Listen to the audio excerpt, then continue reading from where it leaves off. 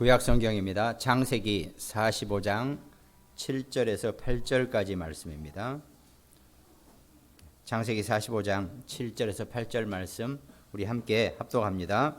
하나님이 큰 구원으로 당신들의 생명을 보존하고 당신들의 후손을 세상에 두시려고 나를 당신들보다 먼저 보내셨나니 그런즉 나를 이리로 보낸 이는 당신들이 아니요 하나님이시라.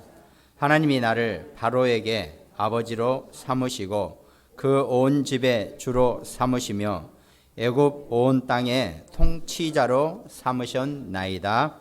아멘. 오늘 본문 말씀, 또 오늘 제목이 언약의 여정입니다. 우리의 신앙생활을 의미하죠. 우리 모든 구원받은 하나님의 자녀들, 하나님의 백성들은 우리 삶 자체가 언약이 되어져야 되고 우리 삶의 모든 흐름이 언약의 여정 속에 있어야 한다는 것입니다. 그것이 구원받은 하나님 자녀의 인생의 우리가 좀 좋은 말로 라이프 스타일이라 그래야 되나요? 우리 삶의 스타일이 늘 언약 속에서 언약의 여정 속에 우리가 분명히 있어야 한다는 것입니다. 그러면 누구든지 우리가 살아가는 동안에 우리 인생길에서 이런저런 어려움이나 고난이나 위기나 이런 힘든 일이 전혀 없다라고 얘기할 수 없죠. 장담할 수 없죠. 누구도 다 마찬가지입니다. 살면서 이런저런 문제와 사건 속에 어려움 속에도 우리가 빠지기도 한다는 거죠. 오늘 본문의 요셉도 마찬가지죠. 아버지 야곱의 사랑을 듬뿍 받다가 어느 날 형제들에 의해서 지금 애굽으로 노예로 팔려왔단 말이죠. 쉽게 말해서 잘 나가는 부잣집 아들이 어느 날 갑자기 저기 어디 아프리카 같은데 오지에 무슨 오지는 아니죠. 애굽이니까. 하여튼 어디에 하인으로 노예로 팔려 나갔다는 거죠. 꼭 그 정도는 아니더라도 여러분과 저와 또 우리 자녀, 우리 후손들이 그런 인생길 속에 그런 어려움이나 문제 가운데 만났을 때 오직 우리가 하나님의 자녀로서 하나님의 백성으로서 우리가 언약을 붙잡고 산다는 것, 이게 가장 중요하다는 겁니다. 그래서 오늘 서론에는 그 성경 안에서는 많은 성경의 영웅들이 그런 인생 여정이나 언약의 여정 속에서 어려움이나 고난이나 위기가 왔을 때 각각 그것들을 이겨내고 넘어서는 그런 스토리가 많이 나온단 말이죠. 그 중에서 크게 여러 가지 유형이 있겠지만 오늘은 특별히 성경의 구약 성경에서 세 가지 강대국에 속해서 포로가 되고 노예가 되고 속국이 되는 그런 상황 속에 그것들을 이겨내는 사람들의 얘기를 서론에 잠깐 말씀드릴까 합니다. 그럼 먼저 첫 번째 소개가 바로 오늘 본문의 요셉처럼 애굽에 붙잡혀 왔단 말이죠. 애굽은 그 시대 최고 강대국이죠. 근데 성경에서는 또 영적인 의미로 강대국은 그 애굽 자체가 사단을 의미하는 그런 내용이 있단 말이죠. 그러니까 우리도 모르게 사단의 괴계에 빠져서 그 사단의 시험에 빠져서 우리 인생길에 큰 어려움이나 문제 속에 빠졌을 때 우리가 어떻게 그것들을 이겨내는가 하는 이야기가 오늘 첫 번째 애굽에서의 요셉이란 말이죠. 그 애굽은 그 시대의 최고의 강대국이었기 때문에 전 세계를 정복하고 장악하겠다. 아무튼 내가 눈으로 보는 곳, 내 발걸음이 갖는 곳까지는 끝까지 가서 그곳을 내 땅으로 삼겠다. 이런 식으로 가는 겁니다. 그러니까 그거는 사실은 하나님의 말씀하고는 애초에 그 애굽의 강대국의 전략 자체가 맞지 않은 거죠. 땅 끝까지 사람을 살리라고 하는 게 하나님의 말씀인데 이 강대국들은 땅 끝까지 자기네 정복지로 자기들이 거기서 뭔가 다 얻을 것 얻고 뺏어가고 이걸 하기 위해서 땅끝까지 가겠다는 겁니다. 우리가 정말 언약 속에 있는 하나님의 자녀, 하나님의 백성들이 맞다면은 우리는 하나님의 그 언약의 말씀이 우리 삶의 현장에 정확하게 맞아야지 된다는 겁니다. 그게 안 맞으면은, 맞지 않으면은 늘 어려움과 문제와 사건 가운데 더 엉키고 섞이고 도저히 빠져나오지 못할 만큼 묶이는 그런 상황이 생겨난다는 거죠. 그래서 결국은 요셉의 후손들을 모세에 의해서 어떻게 합니까? 출애굽기 3장 18절 그들이 내 말을 들으니 너는 그들의 장로들과 함께 애굽 왕에게 이르기를 히브리 사람 하나님의 여호와께서 우리에게 임하셨은즉 우리가 우리 하나님께 제사를 드리려 하오니 이렇게 얘기한단 말이에요. 피제사의 언약을 가지고 애굽에서 완전히 빠져나갔다는 겁니다. 그게 여러분과 제가 우리 자녀들이 우리가 어떤 인생의 문제와 사건 앞에서 만났더라도 피제사를 의미하는 예수 그리스도 그 보혈의 공로에 그 언약을 붙잡고 우리는 이겨날 수 있다는 겁니다. 그러니까 출애굽 때 이스라엘 백성들이 붙잡은 언약이 바로 그거였다는 거죠. 출애굽기 12장 12절에 보니까 이제 마지막 10번째 재앙이 퍼지던 그때 이렇게 말씀하시죠. 내가 그 밤에 애굽 땅에 두루 다니며 사람이나 짐승을 막론하고 애굽 땅에 있는 모든 처음 난 것을 다 치고 애굽의 모든 신을 내가 심판하리라. 나는 여호와라 그랬습니다. 그러니까 우리가 수요일 말씀에 잠깐 제가 설명드렸죠. 여호와는 하나님이시다. 이 말이 곧 그리스도는 예수님이시다. 예수님은 그리스도시다. 하나님은 여호와이시다. 이 말하고 같은 말이라 그랬습니다. 구약 시대에 예수는 그리스도 고백이 하나님은 여호와 하나님이시다. 여호와이시다. 이렇게 고백하는 겁니다. 여호와 하나님의 말 뜻 자체가 스스로 존재하시는 분이에요. 적어도 여러분과 제가 하나님이라고 믿는 분은 인간의 혈육에 의해서 탄생하신 그런 분이 아니라 스스로 존재하시는 분이 하나님이시라는 겁니다.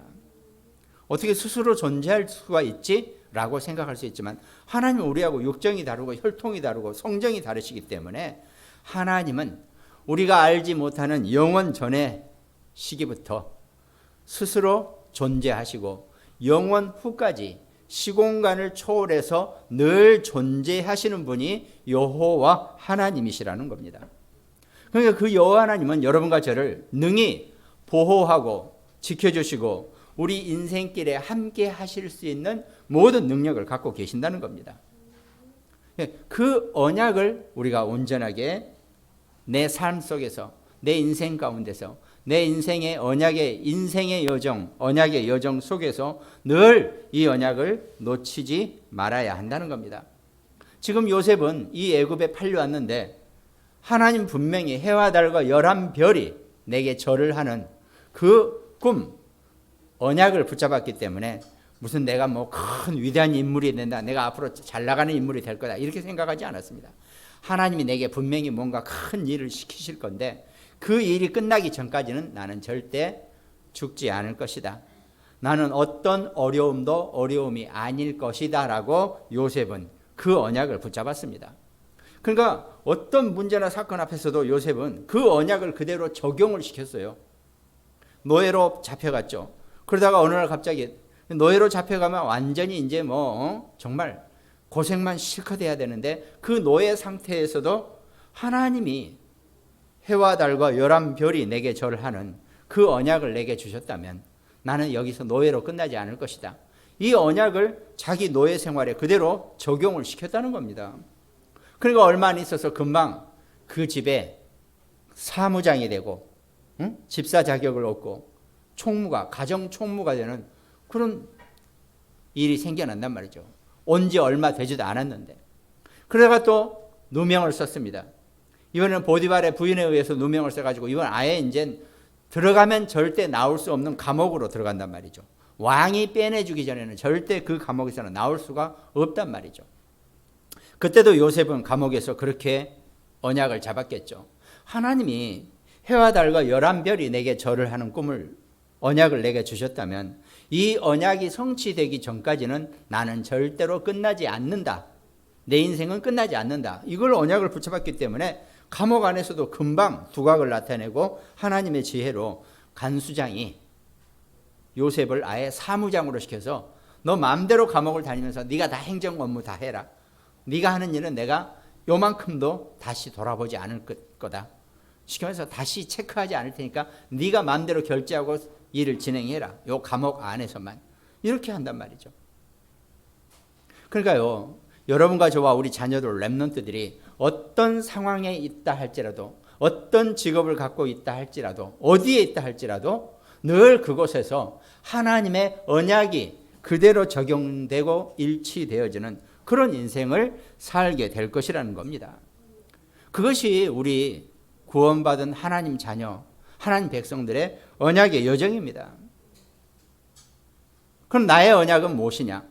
그럼 우리 각자가 하나님 앞에 말씀으로 은혜를 받은 것, 그 언약이 여러분들의 언약이라는 겁니다.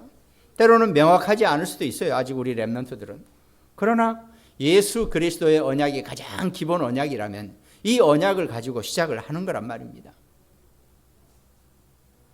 그 영적 언약 속에 있는 제자, 그것이 하나님 자녀 백성의 인생입니다. 그러다 보니까 이번에는 이 영적 세계를 아는 그런 제자가 또 나왔습니다. 바로 바벨론 포로 시절에 다니엘과 세 친구와 그 에스더의 얘기가 성경에 그대로 나옵니다. 또 이 사람들, 이 렘넌트들이 영적 세계를 바벨론으로 포로로 끌려갔지만 그 바벨론은 여전히 강대국입니다. 세계와 전략을 쓰고 완전히 힘으로 온 눈에 보이는 갈 수 있는 곳까지의 땅을 다 정복하려고 하는 그런 특성을 가진 강대국이죠. 이 바벨론도 역시 마찬가지로 영적으로 우리가 사단이라고 우리가 의미를 합니다. 근데 이 바벨론에 붙잡혀 있는 다니엘과 세 친구와 에스더 같은 경우는 이 문제를 영적 세계로 받아들이고 영적 세계 속에서의 자기의 영적 지위를 완전히 붙잡고 누린 사람들이었다는 거죠. 느부갓네살 왕이라는 사람이 갑자기 큰 우상을 만들어 놓고 다 거기에 절을 해라. 금 신상을 만들어 놓고 절하라 그랬습니다. 절하지 않으면 어마어마한 큰 불구덩이에 빠져버리게 한다 그랬습니다. 그때 다니엘의 세 친구가 절을 하지 않았죠. 모든 사람들은 다 절을 해야 되는데 절을 하지 않고, 금방 알기 쉬워요. 어디 가다가요 갑자기 금신상 앞에서 다 같이 서 있다가 절을 하면요 다 엎드려 있는데 세 명만 뻣뻣이 서 있으면 금방 눈에 띄잖아요. 그럼 왕이 저 애들은 뭐냐 불러와라 그래가지고 보니까 그 유대 땅에서 포로로 온 애들인데 나름대로 관직을 맡고 있는 그 세 명이란 말이죠. 너희들 왜 절하지 않느냐? 우리는 절할 수 없다. 하나님 외에는 우리는 절할 수 없다라고 얘기합니다. 우상에 절할 수 없다. 그러니까 왜 절하지 못하느냐? 지금이라도 해라. 그러면 살려주겠다. 뭐 이렇게 회유도 해보고 하죠. 그때 다니엘서 3장 18절, 당신이 우리를 그렇게 하지 아니하실지라도 왕이요 우리가 왕의 신들을 섬기지도 아니하고 왕이 세우신 금 신상에게 절하지도 아니할 줄을 아옵소서 그랬습니다.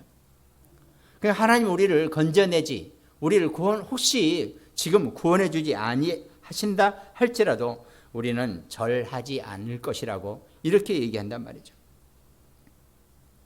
때로는 우리가 그런 강한 것 앞에서 여러분과 저와 우리 자녀들이 때로는 이렇게 언약 안에서 우리가 강단을 확실하게 내세울 그럴 필요도 분명히 있다는 겁니다. 또 다니엘서에 보니까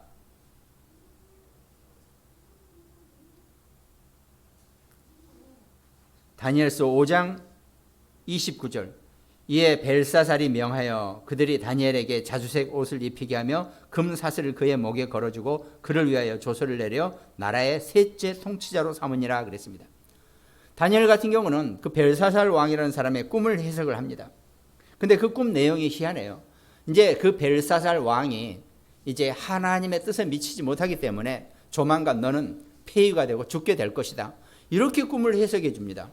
아니 천하의 어떤 통치자가 무슨 이상한 꿈을 나타났는데 그 꿈을 해석하는 친구가 내가 곧 죽게 될 거라고 얘기한단 말이죠. 꿈 해석이.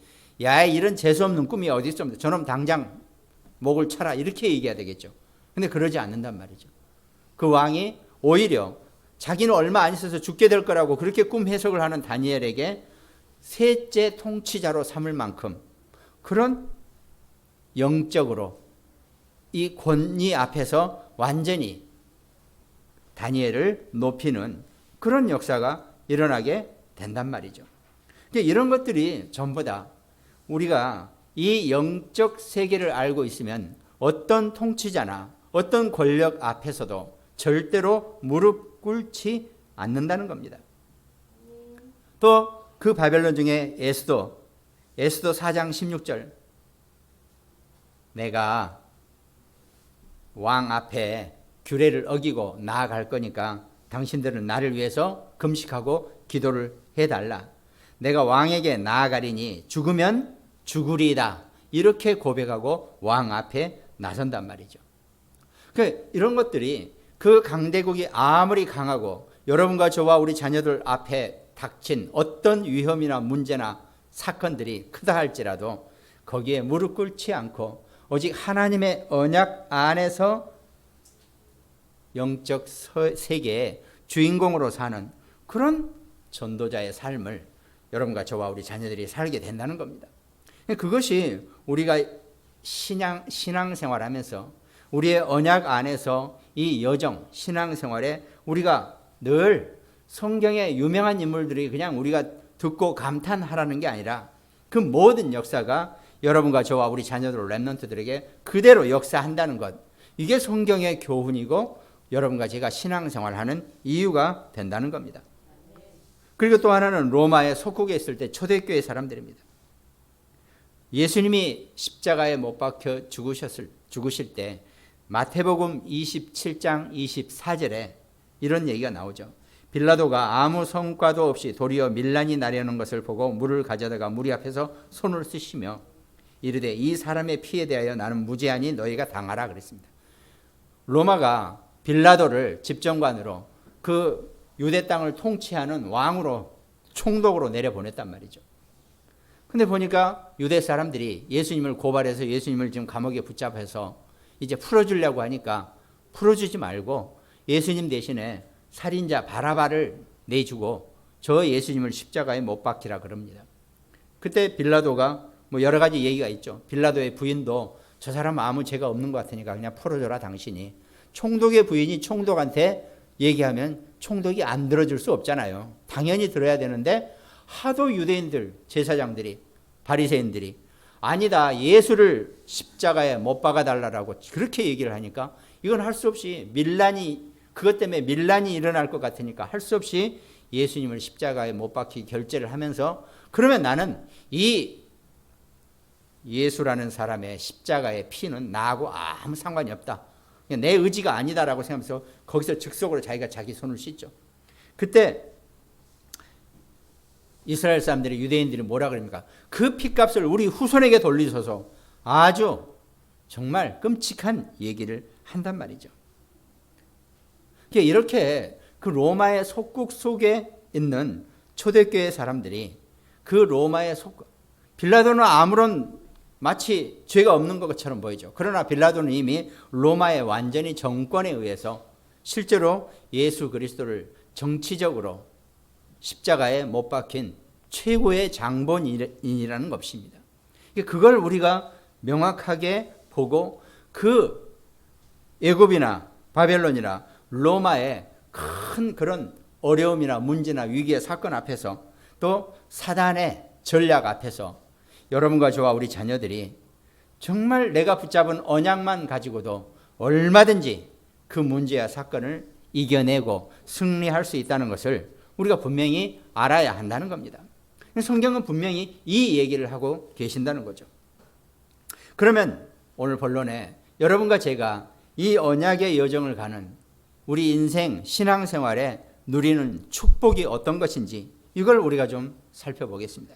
그 첫 번째가 우리는 어떻게 하든지 하나님의 말씀 속에 있어야 한다는 겁니다. 하나님의 자녀가요, 하나님의 말씀 속에 있지 못하면 그것처럼 비극적이고 비참한 것이 없습니다. 불신자보다 더 심각한, 정말 소위 세상 말로 아예 불신자 사람보다, 금수보다 더 힘든 일을 겪게 되는 게 말씀 속에 있지 못하는 기독교인입니다. 그러니까 우리는 어떤 일이나 사건 앞에서도 말씀 속에 있어버리면 그것이 정말 땅끝까지 최고의 어려움이나 문제나 고통일지라도 우리는 능히 그것들을 이겨낼 수 있고 넘어설 수 있다는 겁니다. 그것이 하나님이 여러분과 제게 주신 확신입니다. 그 확신은 반드시 이 말씀은 흐름이 있다는 거죠. 흐름이라는 것은요, 가만히 수평되어 있는 데는 물이 흐르지 않습니다. 그러나 높낮이가 있는 데서는 물이 흐르게 되어 있어요. 그럼 어떡합니까? 바로 그겁니다. 말씀이 흐름이 있다는 얘기는 말씀이 높낮이가 있다는 거죠. 그 말씀의 높낮이 속에서, 말씀이 높다 낮다가 아니라 그런 흐름 속에서 말씀이 우리에게 모든 것을 다 해답을 주고 적용되어지게 된다는 겁니다. 그러니까 그 말씀의 흐름처럼 응답도 똑같이 그런 흐름을 타고 여러분과 저를 이끌어 나가시고 결국은 땅끝까지 우리를 증인의 삶을 살게 해준다는 그 언약이 성취되어진다는 겁니다. 그러니까 그 장소, 그 현장에서 하나님이 반드시 언약이 그대로 적용되어지게 우리를 이끌어 가시게 되어 있다는 거죠. 오늘 본문의 요셉도 마찬가지입니다. 당연히 필연적으로 절대적으로 하나님이 요셉에게 언약을 주신 겁니다. 창세기 37장 9절, 요셉이 다시 꿈을 꾸고 그의 형들에게 말하여 이르되 내가 또 꿈을 꾼즉 해와 달과 11별이 내게 절하더이다. 이렇게 했단 말이죠. 내가 잘난 사람이 된다 이 얘기가 아니라 하나님이 나를 통해서, 우리 가정과 가문을 통해서, 여러 당신들 형제들을 통해서 해와 달과 11별이 절을 하는 그런 큰 일을 이루시는가 보다라고 이렇게 언약을 주죠. 요셉은 모든 어려움이나 문제 앞에서도 이걸 당연으로 붙잡았던 겁니다. 이 언약을. 그러니까 어딜 가더라도 창세기 39장 2절, 여호와께서 요셉과 함께 하심으로 그가 형통한 자가 되어 그랬습니다. 여러분과 제가 언약을 잡고 있으면요, 그 당연한 언약을 잡고 있으면 어딜 가더라도 필연적으로 형통한 자의 응답을 우리가 분명히 받게 된다는 겁니다. 그러면 어떤 문제와 어려움과 사건이 있다면, 비록 애굽의 노예로 팔려갔지만 오늘 본문처럼 하나님이 큰 구원으로 당신들의 생명을 보존하고 당신들의 후손을 세상에 두시려고 나를 당신들보다 먼저 보내셨나니, 그런즉 나를 이리로 보낸 사람은 당신들이 나를 판 게 아니라 하나님이 나를 여기에 보내셨다. 이렇게 절대 언약을 선포하고 있다는 것입니다. 여러분과 제가요, 우리가 인생 살면서 우리 앞에 닥쳐 있는 문제나 사건을 보고요, 당연히 올 수밖에 없는 문제지만 나는 이걸 필연적인 하나님의 응답으로, 하나님의 능력으로 이것들을 넘어서면 절대 응답은 분명히 오게 될 수밖에 없다. 이것이 우리 삶의 문제와 사건과 어려움 앞에서 우리가 대처해야 될 하나님의 최고의 축복이라는 것입니다. 그러면서 오늘 본론의 두 번째는 우리가 어딜 가더라도 하나님 나라가 이루어지는 그 기도 속에 우리가 있어야 한다는 겁니다. 아니, 저 깊은 지하에 내려가면요, 핸드폰이 안 터져요. 그럼 어떻게 됩니까? 그 지하는, 깊은 지하는 KT 통신하고 아무 상관이 없는 데라는 거예요. 그럼 뭡니까? 핸드폰이 작동이 안 되는 거죠. 아무 연락이 안 되는 거죠. 근데 어떻습니까? 여러분과 저는 물 속에 있다 할지라도, 불 속에 있다 할지라도 그것이 하나님의 나라고, 하나님과 나는 24시간 소통되어지고 있고 하나님 나라가 이루어지는 곳에 여러분과 제가 있다는 것입니다. 그게 영적 세계 속에서 응답을 아는 자의 참 응답이라는 겁니다. 그럼 자연스럽게 하나님이 나와 늘 함께 하시고 우리와 함께 하시고 모든 것에 하나님이 함께 하시는 with 임마누엘 원네스의 이 역사 속에 우리가 있게 된다는 겁니다. 그러니까 이 언약을 붙잡은 사람이 오늘 아까 말씀드린 바벨론 포로 생활의 다니엘 중에 하나였습니다. 다니엘은 특별히 기도의 사람이었다 그러죠. 그러니까 다니엘서에 보면 다니엘서 1장 8절에 다니엘은 뜻을 정하여 그랬습니다. 다니엘은 그 어린 나이에 자기들이 채소만 먹어도 저 고기 먹고 좋은 것 먹는 저 사람들보다 얼마든지 퍼펙트하고 훌륭한 외모를 갖출 수 있다고 분명히 뜻을 정했다는 겁니다. 우리는 그 이방인들의 제사 지낸 그 음식 안 먹겠다. 우리는 오직 채소만 먹어도 저 다른 거 먹는 좋은 거 먹고 있는 쟤들보다 훨씬 더 보기 좋은 모습으로 우리는 있을 것이다. 그러니까 여러분과 저의 육체적인 것, 육신적인 것도요, 하나님 앞에서 내가 뜻을 정하면 얼마든지 무슨 성형수술을 수백을 들여서 하고 뭘 맞고 이거 안 해도 된다는 얘기입니다. 지금 얼마든지 할 수 있는데 우리가 그걸 적용을 못 시키는 거죠. 그러니까 다니엘서 6장 21절에 보니까 다니엘이 왕에게 아뢰되 왕이여 원하건대 왕은 만수무강하옵소서 그랬습니다. 이제 급기야에 다니엘을 시기하고 다니엘을 죽이려고 하는 사람들이 모함을 하는 거죠. 시간이 되면 왕 앞에서 다 우리가 절을 하는 그런, 왕 외에 다른 데다가 절을 하면 죽게 하는 그런 법을 왕을 구슬려서 만들어냈단 말이죠. 그럼 이제 다니엘은 엎드려서 절을 못하게 되는 거죠. 다니엘과 일반 사람들은. 왕에게만 절을 한단 말이죠. 만약에 그걸 어기면 사자굴에 집어넣게 해달라고 이렇게 왕을 구슬려서 법을 만들어줘. 왕의 그 조서에 어인이 찍혔다는 것은 왕이 그걸 어기는 자는 틀림없이 그렇게 사자굴에 집어넣겠다라고 약속하는 겁니다. 법이 정해져 있다는 겁니다. 그럼 다니엘이 어떻게 합니까? 그 왕의 조서에 어인이 찍힌 줄 알면서도 그날에 하루에 3번씩이나 예루살렘을 향해서 엎드려서 절을 했습니다. 금방 들켰죠. 그래서 사자굴에 잡혀갔습니다. 그 다리오 왕도 참 희한한 사람이죠. 아니 자기가 법을 그렇게 만들어 놓고 다니엘이 잡혀 들어갔다니까 깜짝 놀라는 거죠. 뻔히 알면서도. 다니엘이 하루 3번씩 예루살렘을 향해서 기도하고 하나님께 기도한다는 걸 아는데도 깜빡한 거죠. 그 이제 큰일 난 거죠. 번복할 수도 없고. 그래서 다니엘이 사자굴에 들어가게 됩니다. 밤새 왕이 다니엘 걱정하더라고 끙끙대다가 첫 새벽에 쫓아가 봅니다. 다니엘아, 네가 늘 함께하는 하나님이 너를 살리시기에 충분하더냐 이렇게 물어봅니다. 그때 요 다니엘 6장 21절에 왕이여 왕은 망세수하옵소서 만수무강하옵소서 이렇게 다니엘이 밤새 사자굴에서 죽지 않고 왕에게 인사를 한단 말이죠. 즉시 왕이 빼고 그 다니엘을 시기하고 그런 법을 만들어냈던 신하들을 다 그 사자굴에 집어넣어버린다는 그런 얘기입니다.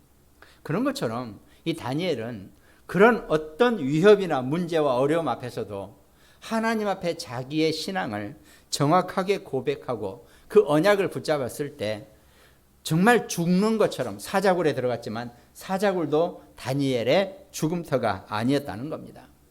그러니까 어떤 문제나 사건이 있다 할지라도요, 여러분과 제가요, 하나님과의 언약만 정확하게 놓치지 않고 붙잡고 계신다면 하나님이 여러분과 저를 보호하시고 우리의 영광을 위해서 모든 일을 다 바꿔 버리실 거라는 겁니다.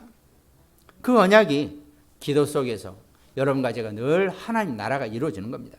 그럼 본론의 세 번째, 이제 여러분과 저는 하나님의 절대 주권 속에 축복 속에 있다는 겁니다. 우리가 어떤 문제나 사건, 어떤 일 속에서도 그것이 하나님의 절대 주권이라는 겁니다. 우리가 복음 안에 있다는 것은 곧 복음은 그리스도를 의미합니다. 복음은 그리스도를 아는 것입니다. 여러분과 제가 이 그리스도를 아는 복음 속에 또 우리가 복음은 세 가지로 말씀드릴 수 있죠. 예수님이 십자가에서 못 박혀 죽으실 때 갈보리산에서 다 이루었다 그랬습니다. 그러니까요, 사실은 여러분과 제가 인생을 살면서 요만큼도 하나도 걱정할 필요가 없습니다. 왜? 예수님이 십자가에서 그리스도로 다 이루셨다 그랬습니다. 끝내주셨다는 겁니다. 그러면서 감람산에서 하나님 나라의 미션 속에 우리가 하나님의 자녀라는 것을 완벽하게 붙잡는 그 언약을 또 주셨다는 겁니다. 그럼 우리는 어딜 가더라도 그것이 하나님의 나라고 하나님 자녀로서의 통치의 축복을 우리가 누리게 된다는 겁니다. 그러면서 우리의 능력으로 인생 사는 것이 아닙니다. 성령 충만의 하나님의 능력으로 여러분과 저는 살아간다는 겁니다. 내가 그럼 나는 능력 필요 없으니까 나는 그냥 게을리하고 공부 안 하고 맨날 놀아야겠네. 요 정도 깨달아가지고는 복음 깨달았다고 할 수가 없어요. 정말 여러분과 저와 우리 자녀들 랩런트들이 복음을 제대로 깨달았다라고 한다면은 내가 최선을 다해서 내 인생을 살고, 내가 최선을 다해서 학생이면 공부를 하고, 내가 최선을 다해서 내 일의 3배 이상을 성과를 내는 그런 직장 생활을 하고, 내 사업에 내가 모든 최선을 다해서 내가 하나님의 영광을 위해서 사업을 한다. 이 정도는 돼야지 복음을 깨달았다고 할 수 있는 겁니다. 물론 우리가 쉴 때는 쉬고 정말 아무것도 하지 않아야 될 때는 아무것도 하지 않아도 됩니다. 그러나 지금은 복음 속에 있는 여러분과 저와 우리 자녀들, 우리 랩런트들은 자기 위치에서 일단 최선을 다하되 다 이루었다라고 하는 그 언약 속에서 어딜 가더라도 하나님의 나라고 내 능력이 아니라 성령 충만의 능력으로 산다는 것, 이걸 본다는 거죠.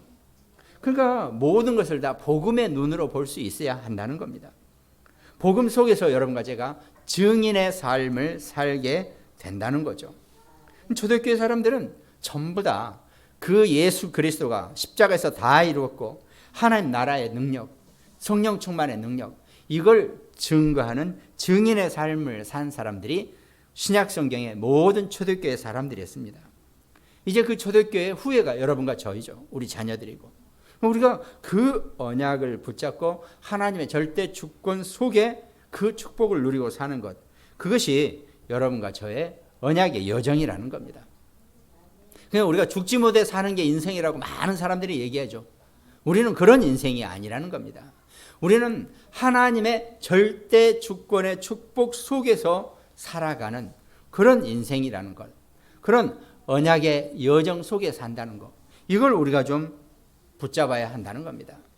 그것이 여러분과 제가 살아가는 인생길의 여정입니다.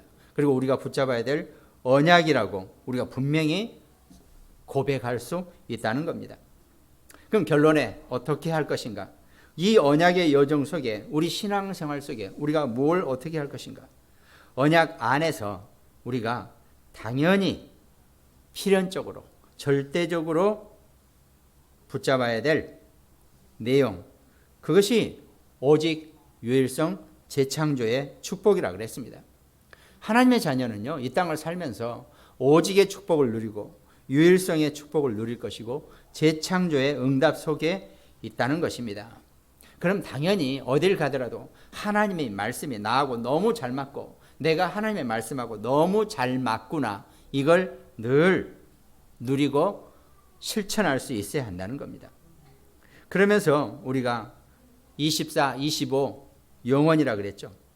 우리가 늘 기도 안에서 하루 종일 무시기도 속에서, 그렇다고 막 입으로 기도만 하고 있으라는 얘기가 아니죠. 우리의 생각이 기도를 하는 겁니다. 여러분과 저의 생각이.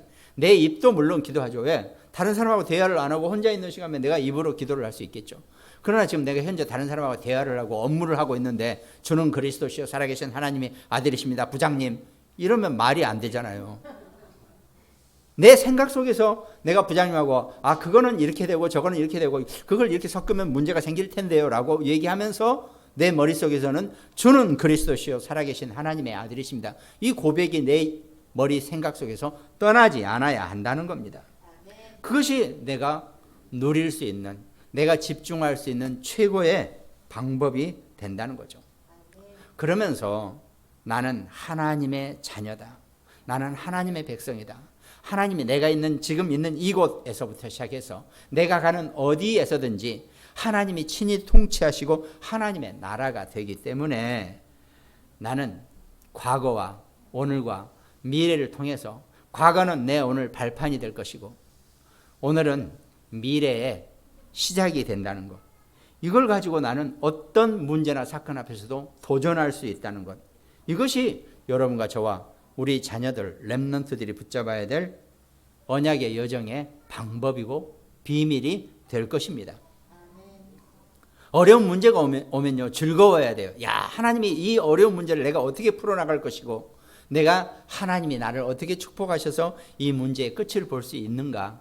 이게 너무나 감사해야 된다는 겁니다. 아마 그렇게 사시면요, 여러분들은 지금 당장 눈에 뭐가 안 보이는 것 같아도 시간이 흐르면 흐를수록 하나님이 어떻게 나를 이렇게 축복하셨을까? 이 응답의 주인공으로 남게 될 것입니다. 그건 결국은 시간이 증명을 해줘요. 하나님 분명히 여러분과 저를 이 시간의 흐름 속에서 말씀의 흐름이 흘러가듯이 우리의 응답의 흐름도 분명히 하나님이 완벽하게 이끌어 가시고 결론으로 내주실 것입니다. 그 힘을 가지고 살아가는 우리 한 주간 되시기를 주님의 이름으로 축원드리겠습니다. 기도하겠습니다. 하나님 감사를 드립니다. 한 주간도 말씀 속에서 이 말씀이 내 인생과 내 삶에 너무나 정확하게 들어맞는다는 것을 늘 감사하는 귀한 인생 되게 하여 주시옵소서. 하나님이 우리에게를 축복하시고 이 언약의 여정의 신앙생활 속에서 하나님 나라의 그 통치의 축복을 누리고 증인의 삶을 살 수 있는 성령의 능력으로 살아갈 수 있는 귀한 인생 우리 렘넌트 될 수 있도록 하나님 축복하시고 역사하여 주시옵소서. 특별히 오늘 말씀을 함께 나누는 우리 모든 가정, 또 구모님 병원, 서산, 태안, 대전, 광주, 인천, 일본, 미국 지교회 이 말씀의 성취의 축복이 넘쳐나는 귀한 역사 있게 하여 주시옵소서. 특별히 또 어영공단에서 우리와 함께 유튜브로 말씀을 함께하는 우리 홍철래 집사님에게도 이제부터 새로운 말씀의 축복이 증거되는 귀한 인생이 시작되도록 하나님이 역사하여 주시옵소서. 감사를 드렸고 우리를 구원하신 예수 그리스도 이름으로 기도드립니다. 아멘.